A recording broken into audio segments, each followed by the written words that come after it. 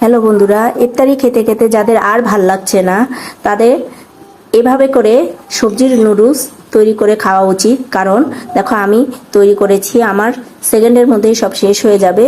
তো তোমরাও যদি এভাবে করে বানাতে চাও তাহলে চলো চলে যাই, পুরো ভিডিওটি দেখে আসি।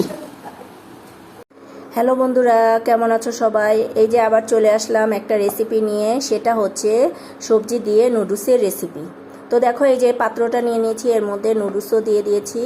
নুডলসটা প্রায় সেদ্ধ হয়ে গেছে। তো আমি এখন এটা পানিটা ঝরাতে দিব। এই তো নুডলসের পানিটা ঝরাতে দিয়েছি। তো আমি এখন দেখো একটা ফ্রাই প্যান নিয়ে নিয়েছি, এর মধ্যে আমি একটু তেল দিয়ে দিব।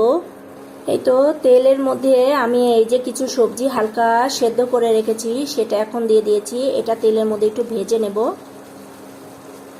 তো রোজার 4টা রোজা হয়ে গেল, তো ভাজা পোড়া খেয়েছি অনেক, তো আর ভাল লাগছে না, তাই চিন্তা করলাম যে সবজি দিয়ে কিছু বানাই। তো হঠাৎ করে নুডলসের কথা মনে পড়লো, তাই সবজি দিয়ে বানাচ্ছি আর তোমাদের সাথে শেয়ার করছি।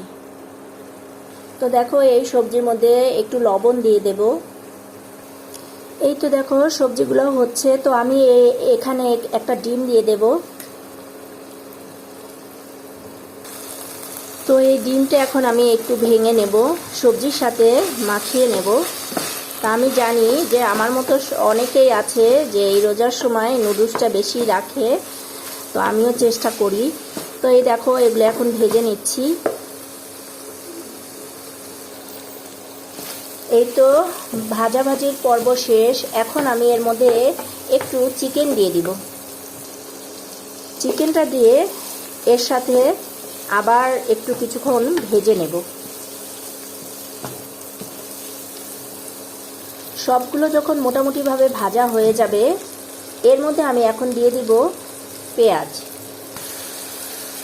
এই যে পেঁয়াজটা দিয়ে দিলাম।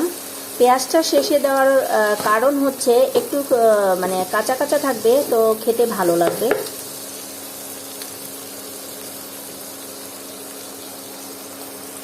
এরপরে দিয়ে দিব টমেটো সস।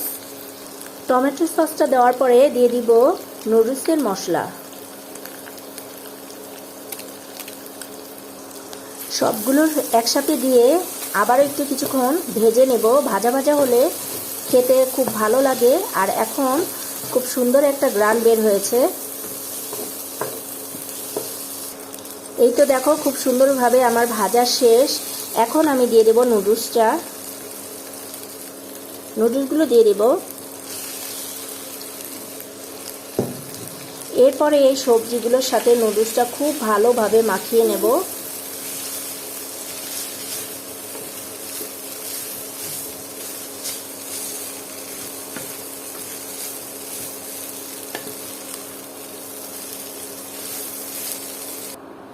আলহামদুলিল্লাহ, তৈরি হয়ে গেল আমার খুবই মজাদার সবজির নুডলস। তো এরকম করে অবশ্যই তোমরা সবাই বাসায় তৈরি করে খাবে, ভালো লাগবে।